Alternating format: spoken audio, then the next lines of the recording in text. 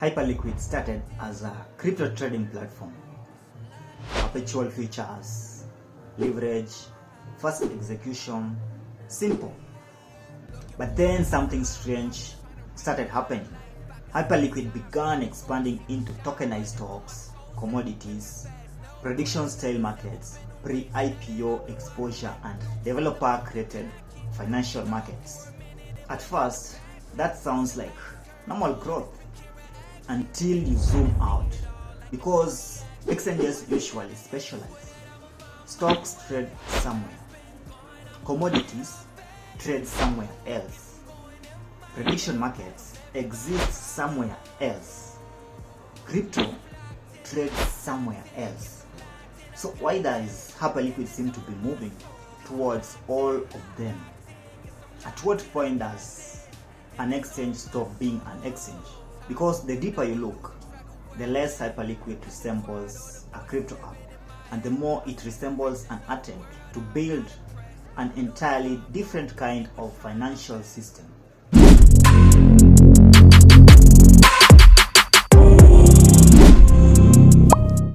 Let's talk about the expansion. This is where the story changes. According to reports from Grayscale and Falcon X, Hyperliquid is increasingly expanding beyond crypto derivatives. Not just new tokens, new market categories, tokenized equities, commodities, prediction-style markets, even growing interest around pre-IPO market exposure. Something feels off, because that's not how most platforms evolve. Most platforms grow vertically. They improve the thing that they already do. Hyperliquid appears to be growing horizontally into entirely different financial sector. And that raises a strange question. What exactly is Hyperliquid trying to become? Most people still think Hyperliquid's product is trading. But what if trading isn't the product anymore? What if the markets are the product? That's a very different idea. Because once you stop thinking in terms of assets and start thinking in terms of markets, the expansion suddenly makes sense. Stocks, a market. Commodities, a market. Predictions, a market. Pre-IPO demand, a market. Crypto, a market. And Hyperliquid increasingly looks like a platform trying to host all of them. Not one asset class, markets themselves. The problem with crypto is not information, it's noise. Too many ideas, too many signals, and not enough clarity. So inside the GekoodHub email newsletter, I filtered that down into what actually matters for building passive income and staying consistent in the markets. You can join the newsletter using the link down below. Let's keep going. Historically, financial products lived in separate worlds.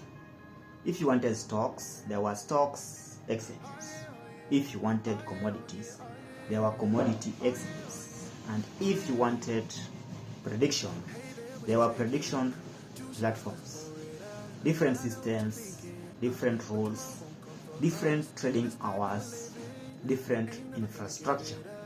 But crypto introduced a strange idea. What if everything becomes digitally tradable at any time, from anywhere, on the same infrastructure? Suddenly the boundaries start disappearing, and Hyperliquid seems to be positioning itself directly inside that shift. Not as a crypto platform, as a market platform. This might be the most important part, because Hyperliquid isn't just launching markets. It's increasingly allowing developers to create them through systems like HIP3 and HIP4. And that's where things get interesting, because once market creation becomes easier, the platform stops scaling through internal decisions alone. It starts scaling through external builders. Something feels off, because now we are not talking about Hyperliquid listing products. We are talking about Hyperliquid becoming an infrastructure for financial products. That's a completely different level of ambition. Quick one, before we continue, if you want the exact tools and the platforms I personally use, I've put everything into one place, plus discounts so you don't overpay. You can check them out at the GekoodHub deals page. The link is down below. Now let's keep going. So how should someone actually think about this? The obvious reaction is buy hype, and maybe that works. But stopping there misses the larger shift, because if Hyperliquid is expanding into multiple financial sectors, then the opportunity isn't only in the asset, it's in understanding the ecosystem forming around it. The builders, the markets, the applications, the new financial products, the information layer. Because every growing system creates secondary opportunities around it, not just inside it. Every attempt to build a larger financial system eventually runs into the same obstacle: regulation. The deeper Hyperliquid enters into areas like equities, commodities, and prediction-style markets, the less it competes with crypto exchanges, and the more it enters into territories traditionally controlled by major financial institutions and regulators.